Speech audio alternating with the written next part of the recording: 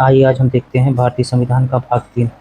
भाग 3 में क्या दिया गया है? मूल अधिकार फंडामेंटल राइट्स। अनुच्छेद 12 से 35 तक इसमें दिया गया है।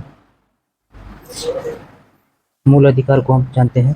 मूल अधिकार भारत के नागरिकों को कुछ ऐसी अविभाज्य अधिकार प्रदान करते हैं जो उन्हें स्वतंत्रता, सुरक्षित और समान बनाते हैं उन्हें स्वतंत्र, सुरक्षित और समान बनाते हैं।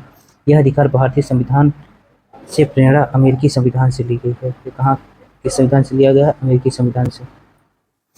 ये अधिकार न्यायालय द्वारा संरक्षण योग्य हैं, ठीक है ना। ये जो अधिकार हैं, मूल अधिकार, ये जो है न्यायालय द्वारा संरक्षण किए जाते हैं। अर्थात यदि कोई इनका उल्लंघन करे तो व्यक्ति सीधे उच्च न्यायालय या सर्वोच्च न्यायालय जा सकता है।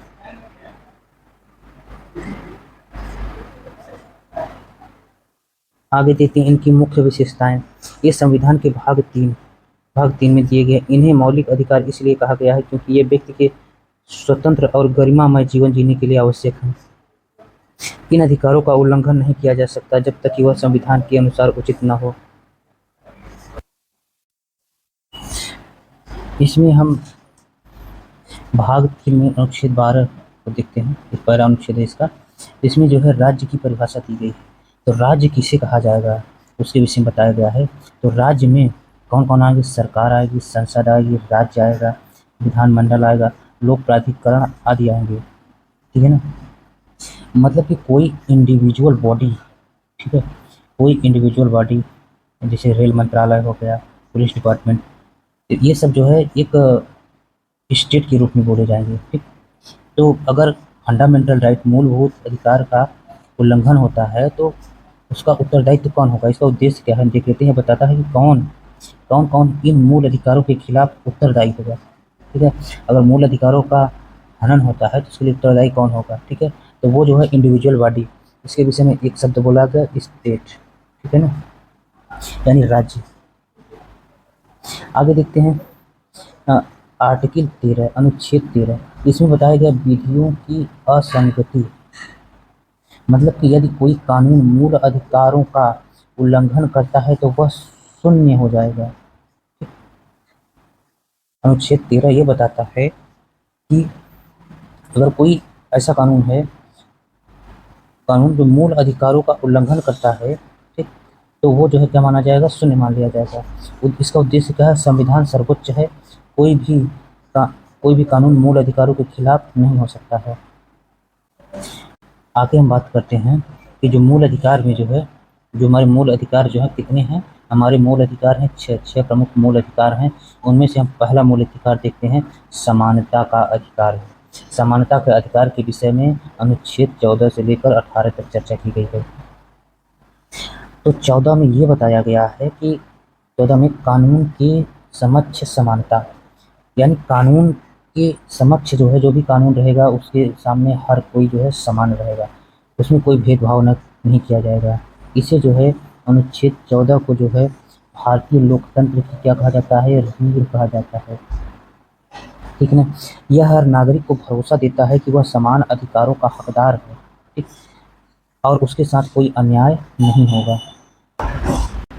अनुच्छेद 14 जो है यह अधिकार देता है कि अगर कोई व्यक्ति अपराध करता है, चाहे वो मंत्री हो या आम नागरिक, ठीक, उसे एक ही कानून के तहत सजा मिलेगी। और अगर किसी योजना का लाभ, जैसे अगर गांव में है, ग्रामीण महिलाओं को मिलता है, तो सभी पात्र महिलाओं को समान रूप से मिलेगा। धर्म या जाति के आधार पर उसके साथ भेदभाव नहीं किया जाएगा। ये आपका अनुच्छेद जो है 14 आपको बताता है, ये आपको अधिकार देता है, अनुच्छेद 14। 15, अनुच्छेद 15 जो है क्या है? भेदभाव का निषेध करता है। तो भेदभाव जो है इस तरीके से हो सकता है कि राज्य जो है किसी नागरिक के साथ जो है धर्म, जाति, लिंग या जन्म स्थान,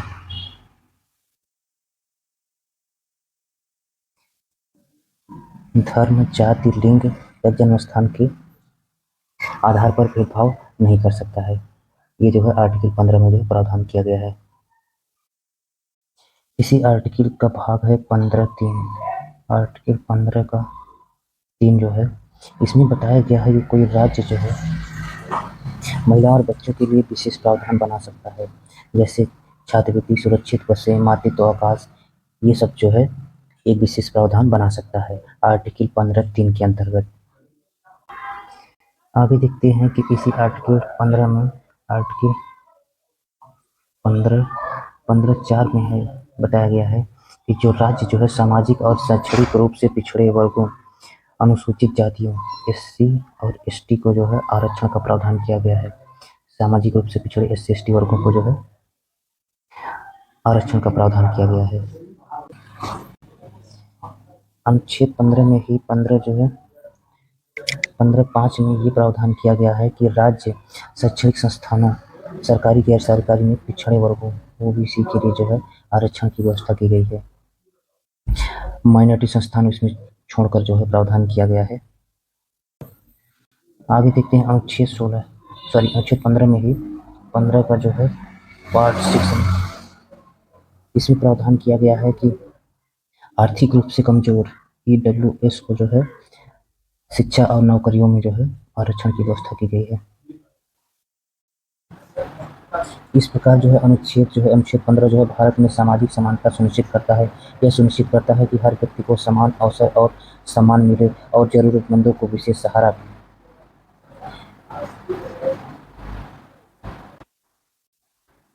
आइए हम अब अनुच्छेद 16 को देखते हैं।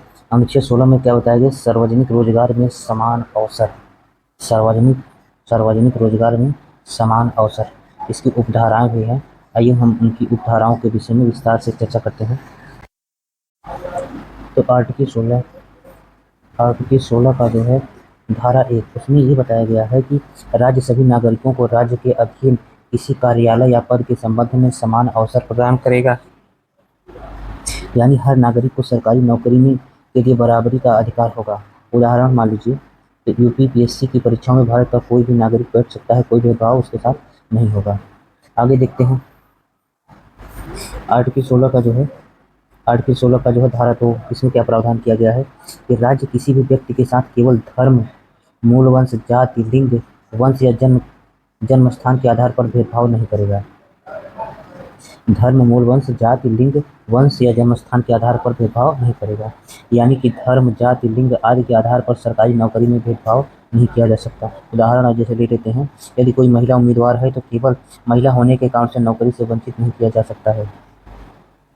आगे देखते हैं तो आर्टिकल 16 के अंतर्गत धारा 3 जो है ऐसे लिखा जाता है इसमें धारा 3। तो धारा 3 में जो है संसद यह प्रावधान कर सकती है कि कुछ पदों पर सरकारी नौकरियों केवल संबंधित राज्य के निवासियों के लिए ही आरक्षित होंगी।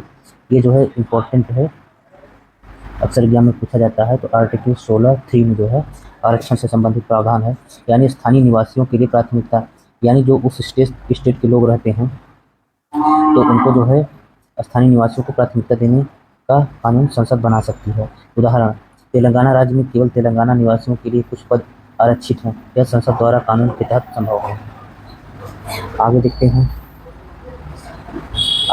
तो आर्टिकल 16 का धारा 4 क्या है? राज्य किसी पिछड़े वर्ग को जो राज्य की सेवा में पर्याप्त प्रतिनिधित्व नहीं रखते उनके लिए पदों में आरक्षण कर सकता है। राज्य पिछड़े वर्ग के लिए जो राज्य की सेवा में पर्याप्त प्रतिनिधित्व यानी पर्याप्त संख्या में लोग नहीं मिलते हैं तो उनके कुछ पदों के लिए जो है आरक्षण किया जा सकता है, जैसे कि एससी, एसटी, ओबीसी को आरक्षण दिया जा सकता है। उदाहरण, यूपी में ग्राम विकास अधिकारी के पदों में एससी वर्ग को 21% आरक्षण मिलना है। हाँ, आगे देखते हैं। अब देखते हैं आर्टिकल 16 का जो है धारा 4A, तो संविधान संशोधन द्वारा जोड़ा गया।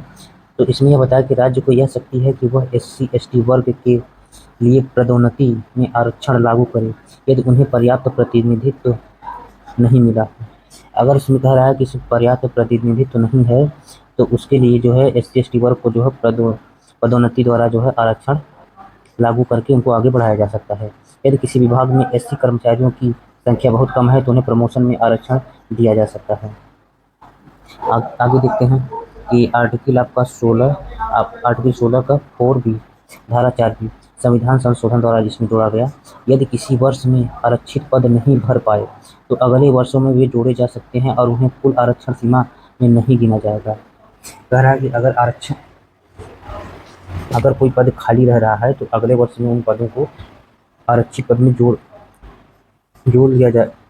अगले वर्ष जो है यदि किसी वर्ष में आरक्षित पद नहीं भर पाए तो अगले वर्षों में वे जोड़े जा सकते हैं और उन्हें कुल आरक्षण सीमा में नहीं गिना जाएगा।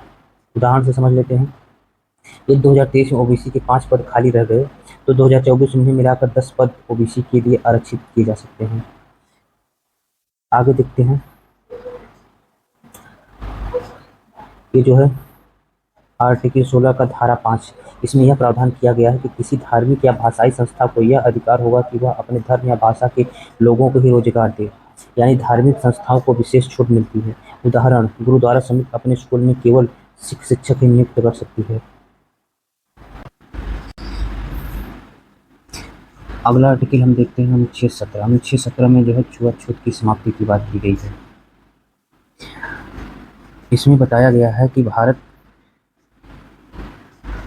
में अस्पृश्यता को समाप्त किया जाता है और इसका कोई भी कानूनन दंडनीय अपराध होगा।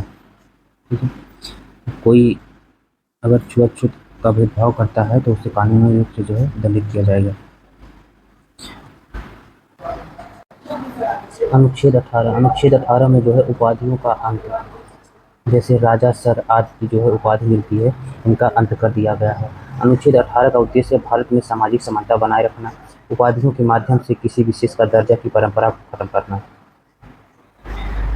जैसे जाति, धर्म, लिंग आदि के आधार पर भेदभाव को समाप्त करना।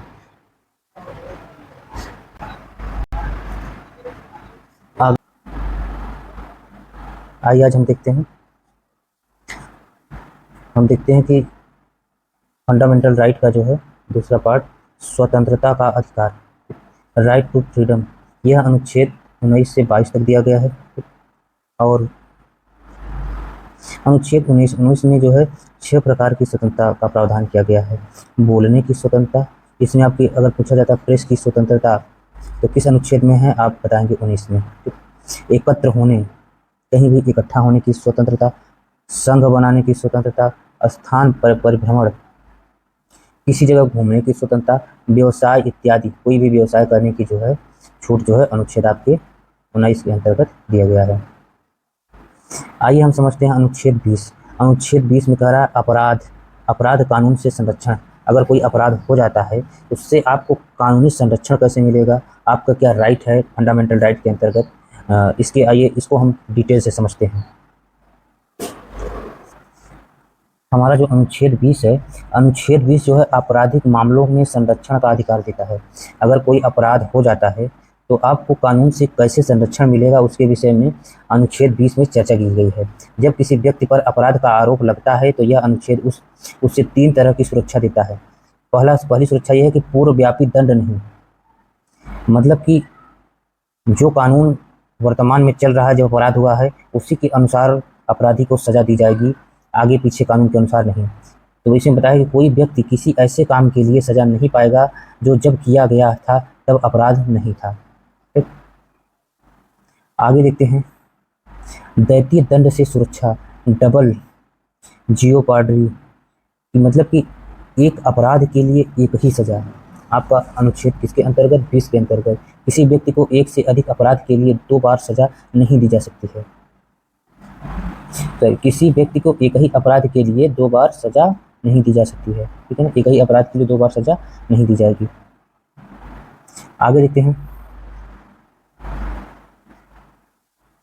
तीसरा है कि स्वयं को दोषी ठहराने के लिए मजबूर नहीं किया जा सकता। तरह की आगे कहा गया है कि स्वयं का बचाव, किसी आरोपी को खुद के खिलाफ गवाही देने के लिए मजबूर नहीं किया जा सकता है। ये हमारे अनुच्छेद 20 में स्वतंत्रता के अधिकार में जो है आपको जो है ये 3 जो है आपको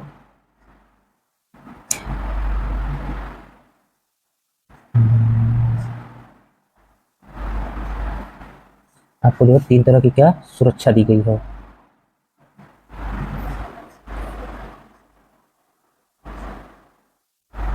अगला हम देखते हैं अनुच्छेद 21। अनुच्छेद 21 में जो है जीवन और व्यक्तिगत स्वतंत्रता का अधिकार, जीवन और व्यक्तिगत स्वतंत्रता का अधिकार। आइए हम इस अनुच्छेद को जो है विस्तार से समझ लेते हैं, आर्टिकल 21 को। अनुच्छेद 21 जो है 21 जीवन और व्यक्तिगत स्वतंत्रता का अधिकार देता है कि किसी व्यक्ति को उसके जीवन या व्यक्तिगत स्वतंत्रता से तभी वंचित किया जा सकता है जब यह कानून के अनुसार किया जाए। इसका मतलब यह है कि हर व्यक्ति को जीवित रहने का अधिकार और स्वतंत्र जीवन जीने का हक है। किसी व्यक्ति को जीवित रहने का और स्वतंत्र जीने का जो है हक है। आर्टिकल 21 जो है आपको गारंटी देता है फंडामेंटल राइट, मूल अधिकार के अंतर्गत। आगे इसमें कानून की प्रक्रिया का पालन जरूरी है। आगे है कि इसमें अनुच्छेद अब सिर्फ शारीरिक जीवन तक सीमित नहीं है, बल्कि इसमें शामिल हैं, क्या क्या शामिल है? इसमें शामिल है सम्मानपूर्वक जीवन, स्वच्छ पर्यावरण, भोजन, आवास, स्वास्थ्य, शिक्षा तक पहुंच और निजता का अधिकार। तो आर्टिकल जो है 21 अक्सर करके पूछा जाता है, तो आपको याद रखना है। तो आर्टिकल 21 में जो है अगर कोई कानूनी प्रावधान जो है आपके ऊपर लागू होता है तो उसमें जो है इस चीज़ का ध्यान रखा जाएगा कि आपको सम्मानपूर्वक जीवन जीने का हक दिया जाएगा, स्वच्छ पर्यावरण, भोजन, आवास, स्वास्थ्य, शिक्षा तक पहुंच और निजता का अधिकार जो है आपको जो है इस अनुच्छेद के अंतर्गत जो है मूलभूत अधिकार में मिलेंगे।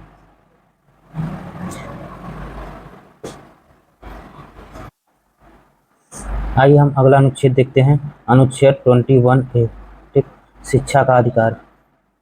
शिक्षा का अधिकार जो है 6 से 14 वर्ष तक प्रावधान है। आइए हम आर्टिकल 21A को विस्तार से समझते हैं।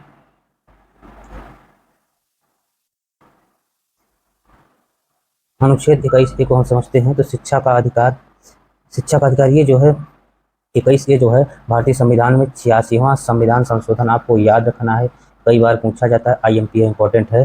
86वां संविधान संशोधन के अंतर्गत 2002 में जोड़ा गया। ठीक, इसमें क्या प्रावधान किया गया है कि 6 से 14 वर्ष की आयु के बच्चों को निःशुल्क और अनिवार्य शिक्षा पाने का अधिकार है।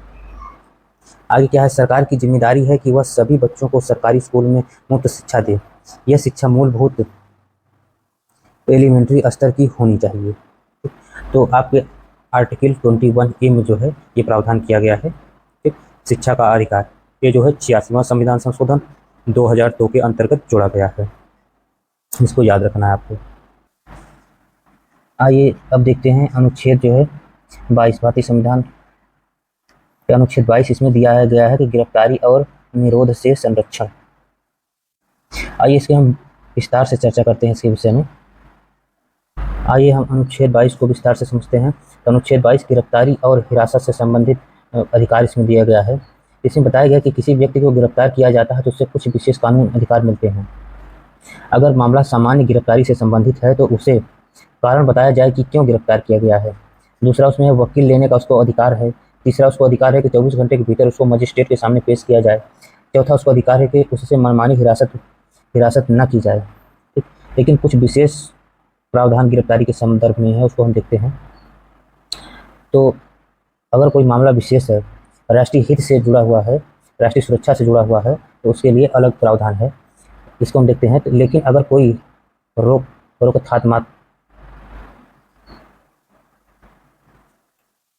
रोकथामात्मक प्रिवेंटिव डिटेक्शन के तहत गिरफ्तार होता है, जैसे राष्ट्रीय सुरक्षा के तहत हो, तो उसे 3 महीने तक बिना मुकदमे के हिरासत में रखा जा सकता है। इसके बाद सलाहकार समिति की अनुमति जरूरी होती है। ऐसे मामलों में कुछ अधिकार सीमित हो जाते हैं। यानी इस मामले में जो है प्रिवेंटिव डिटेक्शन के मामले में 3 महीने तक बिना मुकदमे के हिरासत में रखा जा सकता है। उसके बाद सलाहकार समिति की अनुमति लेनी जरूरी है। ऐसे में कुछ अधिकार सीमित हो जाते हैं। तो इस तरीके से जो है हमारा भाग 22 जो है चीज़ें दर्शाई गई हैं। तो अनुच्छेद 22 में गिरफ्तारी और निरोध से संरक्षण है। आइए इनका टोटल कंक्लूजन क्या है कि ये सब प्रावधान क्यों किए गए, इसका उद्देश्य क्या है। इनका उद्देश्य क्या है, नागरिक को खुला, सुरक्षित और गरिमामय जीवन देने के लिए जो है सारे प्रावधान किए गए हैं स्वतंत्रता के अधिकार में 19 से 22 तक। ठीक, आइए हम मूल अधिकार के जो है भाग 3 का जो है मूल अधिकार का जो है भाग तीसरा, अधिकार नंबर तीसरा देखते हैं। तो शोषण के विरुद्ध अधिकार, ठीक है, राइट अगेंस्ट एक्सप्लॉइटेशन, ये जो है 23 से 24, अनुच्छेद 23 से 24 में आपको दिया गया है। अनुच्छेद 23 जो है मानव तस्करी, जबरन श्रम का निषेध के विषय में चर्चा की गई है। आइए हम अनुच्छेद 23 को जो है विस्तार से समझ लेते हैं। तो आइए हम अनुच्छेद 23 को विस्तार से देखते हैं। तो शोषण के विरुद्ध अधिकार, राइट टू अगेंस्ट एक्सप्लॉइटेशन, मनुष्य की क्रय विक्रय तथा वेश्यावृत्ति और इसी प्रकार के अन्य शोषण व्यापार को निषिद्ध किया जाता है इस आर्टिकल के अंतर्गत। बेगार श्रम, किसी प्रकार का बलात् श्रम या अनिवार्य सेवा निषिद्ध किया गया है। इसमें जो है यदि राज्य द्वारा सार्वजनिक प्रयोजन के लिए अनिवार्य सेवा आरोपित की जाए तो ऐसा करते समय यह भेद नहीं किया जाएगा कि वह सेवा किस वर्ग के लिए है। ये प्रावधान जो है हमारे भारतीय संविधान के आर्टिकल 23 में किया गया है। आगे है अनुच्छेद 24। अनुच्छेद 24 में जो है कहा गया कि 14 वर्ष से कम आयु के बच्चों से काम कराना वर्जित है। आइए हम अनुच्छेद 24 को डिटेल से समझ लेते हैं। तो अनुच्छेद 24 में जो है बालकों का कारखानों आदि में नियोजन पर प्रतिबंध किया गया है। 14 वर्ष से कम आयु के किसी भी बालक को किसी कारखाने, खान या अन्य किसी खतरनाक कार्य में नियोजित नहीं किया जाएगा। ये जो है प्रावधान किया गया है भारतीय संविधान के अनुच्छेद 24 में। तो इसका उद्देश्य क्या है शोषण के विरुद्ध अधिकार सम्मिलित करने का? तो उद्देश्य यह है कि कमजोर वर्गों की सुरक्षा और मानवीय गरिमा को सुनिश्चित करने के लिए ये प्रावधान किया गया है। अगला जो है हम देखते हैं फंडामेंटल राइट, भाग 3 का जो है मूल अधिकार का जो है चौथा अधिकार दिया गया है कि धर्म की स्वतंत्रता का अधिकार, right to freedom of religion, यानी धर्म की स्वतंत्रता का अधिकार दिया गया है। अनुच्छेद कहाँ से कहाँ तक है? 25 से 28 तक है। इसमें अनुच्छेद 25 में बताया गया है कि धर्म को मानने और प्रचार करने की स्वतंत्रता है। ठीक, आइए इसके विषय में हम डिटेल से जान लेते हैं।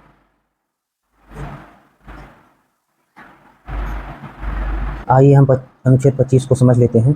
तो इसमें जो है धर्म की स्वतंत्रता का अधिकार दिया गया है।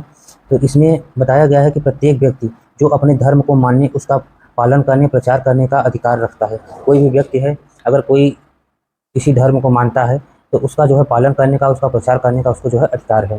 दूसरा पॉइंट है कि यह अधिकार सभी नागरिकों को प्राप्त है, चाहे वह किसी भी धर्म का हो। यह अधिकार जो है सभी नागरिकों को प्राप्त है। ठीक, आगे देखते हैं सरकार जनहित स्वास्थ्य, सरकार जो है अगर चाहे तो जनहित में और स्वास्थ्य संबंधित अगर कोई समस्या हो, नैतिकता के आधार पर कुछ सीमाएं उसमें लगा सकता है। यह अनुच्छेद धार्मिक सुधार को भी अनुमति देता है, जैसे जो है सती प्रथा का अंत।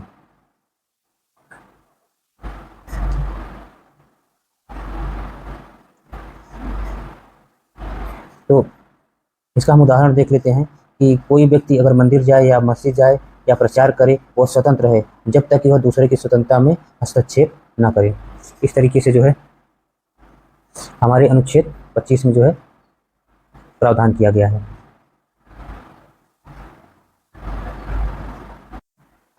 आगे देखते हैं अनुच्छेद 26।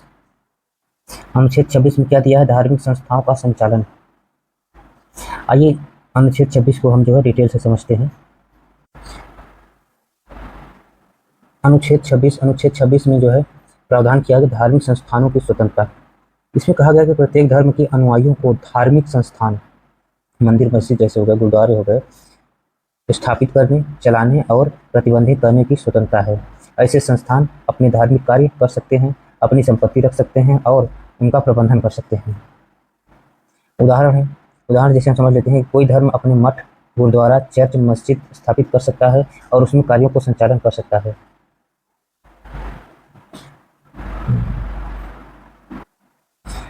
अगला अनुच्छेद देखते हैं, अनुच्छेद 27। अनुच्छेद 27 में जो है कहा गया है कि धार्मिक कर से छूट का प्रावधान किया गया है। आइए अनुच्छेद हम 27 को जो है डिटेल से समझते हैं। अनुच्छेद 27 में धार्मिक कार्यों के लिए कर न लगाना। इसमें कहा गया है कि सरकार किसी व्यक्ति से कर, टैक्स नहीं ले सकती हो यदि वह पैसा किसी खास धर्म के प्रचार या पालन के लिए खर्च किया जाना हो। यानी सरकार को इस पब्लिक पर जो टैक्स नहीं लगा सकती है किसी धर्म को प्रोत्साहन करने के लिए। उदाहरण, सरकार हिंदू मंदिर या किसी मस्जिद के प्रचार के लिए कर नहीं वसूल सकती है।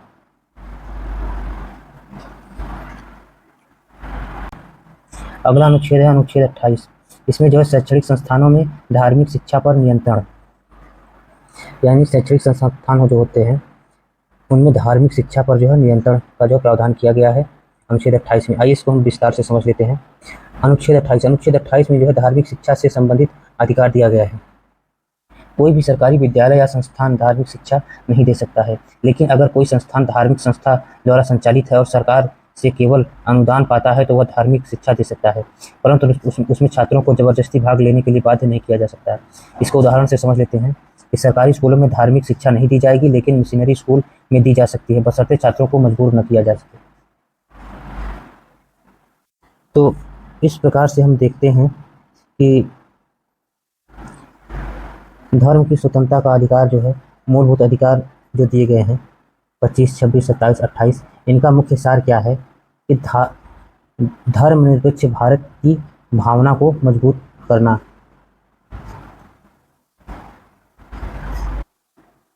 आइए आगे हम देखते हैं भाग 3 का मूल अधिकार का जो है हम 5वां अधिकार देते हैं। कुल मिलाकर 6 है, तो 5वां हम देखते हैं। तो संस्कृति और शिक्षा संबंधी अधिकार, कल्चरल एंड एजुकेशनल राइट्स, अनुच्छेद 29-30 में दिया गया है। 29 से बताया गया है कि कोई व्यक्ति अपनी भाषा, लिपि या संस्कृति की रक्षा कर सकता है। ठीक, इसमें यह प्रावधान किया गया है कि अपनी भाषा, लिपि या संस्कृति की रक्षा कर सकता है। अनुच्छेद 30 में यह बताया गया है कि अल्पसंख्यकों को शैक्षिक संस्थान स्थापित करने का अधिकार है। जो अल्पसंख्यक हैं उनको जो है शैक्षिक संस्थान स्थापित करने का अधिकार जो है अनुच्छेद 30 में दिया गया है। आगे हम देखते हैं मूल अधिकार भाग 3 का जो है 6वां अधिकार, अंतिम अधिकार, तो संवैधानिक उपचारों का अधिकार, राइट टू कॉन्स्टिट्यूशनल रेमेडीज।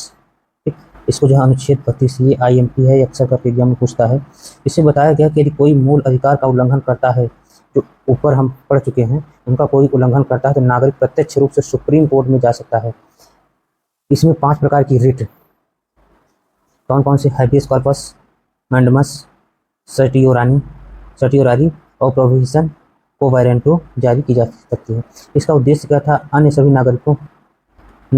सभी अधिकारों को लागू करने वाला अधिकार। डॉक्टर अम्बेडकर ने इसे संविधान की आत्मा कहा गया है। इसको जो है डॉक्टर भीमराव अम्बेडकर जो है इस अनुच्छेद जो है संविधान की क्या है, आत्मा कहा है। आइए हम जो है अनुच्छेद 32 को हम विस्तार से समझ लेते हैं। आइए अनुच्छेद 32 को हम विस्तार से चर्चा करते हैं। देखते हैं अनुच्छेद 32 जो है भारतीय संविधान का हृदय और आत्मा, हार्ट एंड साउल कहलाता है। यह कथन डॉक्टर अम्बेडकर ने दिया।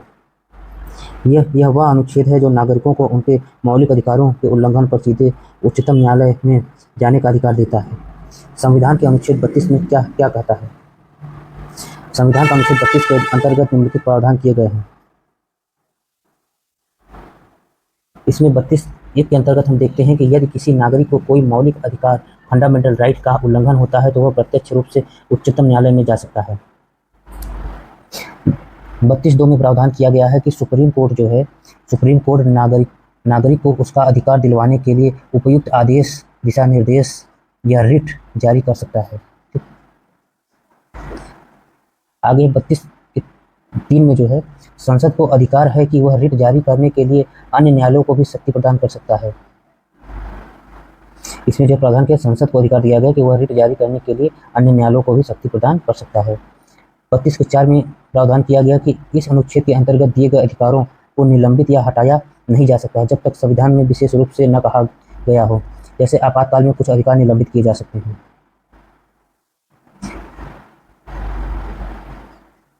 तो अनुच्छेद जो है, अनुच्छेद 32 के तहत उच्चतम न्यायालय द्वारा जारी की जाने वाली 5 रिट जो है निम्नलिखित हैं। पहला जो है हैबियस कॉर्पस। इसका उद्देश्य क्या होता है? किसी व्यक्ति को गलत तरीके से हिरासत में लेने पर उसे रिहा करवाने के लिए। दूसरा मैंडमस का मतलब है किसी सरकारी अधिकारी को उसका कर्तव्य निभाने के लिए आदेश देने हेतु।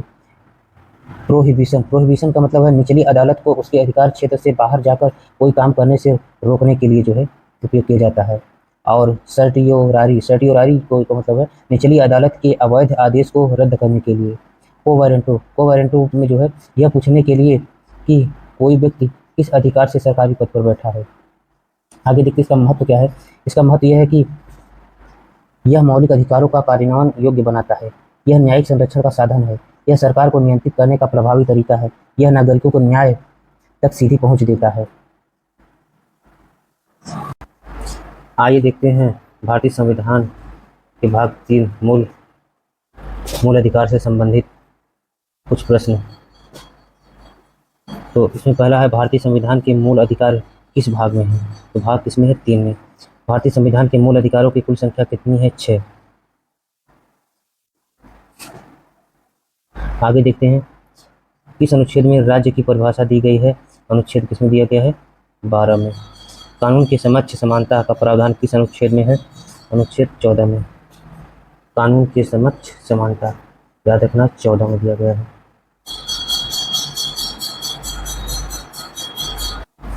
भेदभाव का निषेध जो है किस अनुच्छेद में है? अनुच्छेद 15, ऑप्शन बी।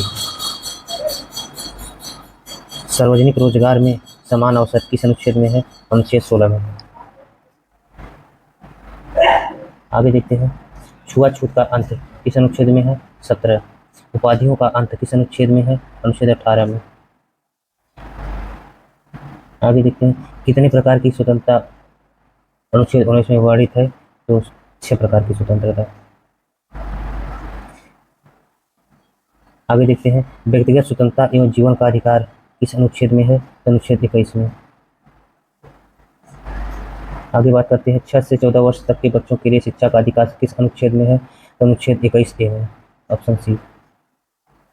आगे देखते हैं, गिरफ्तारी से संरक्षण किस अनुच्छेद में है? अनुच्छेद 22 में दिया गया है। आगे देखते हैं, मानव तस्करी पर प्रतिबंध किस अनुच्छेद में है? अनुच्छेद 23 में। 14 वर्ष से कम आयु के बच्चों से काम लेना किस अनुच्छेद में वर्णित है? अनुच्छेद 24 में। धर्म मानने और प्रचार करने की स्वतंत्रता किस अनुच्छेद में है? अनुच्छेद 25 में। धार्मिक करों में से छूट किस अनुच्छेद में दी गई है? अनुच्छेद 27 में। शैक्षणिक संस्थानों में धार्मिक शिक्षा पर नियंत्रण किस अनुच्छेद में है? अनुच्छेद 28 में। अल्पसंख्यकों को शैक्षणिक संस्थान स्थापित करने का अधिकार किस अनुच्छेद में है? अनुच्छेद 30 में। अगला देखते हैं, संवैधानिक उपचारों का अधिकार किस अनुच्छेद में? अनुच्छेद 32 में। अन्य अधिकारों को लागू करने वाला मूल अधिकार कौन सा है? अनुच्छेद 32। कौन सा अनुच्छेद सशस्त्र बलों के लिए अधिकारों में कटौती की अनुमति देता है? अनुच्छेद 33।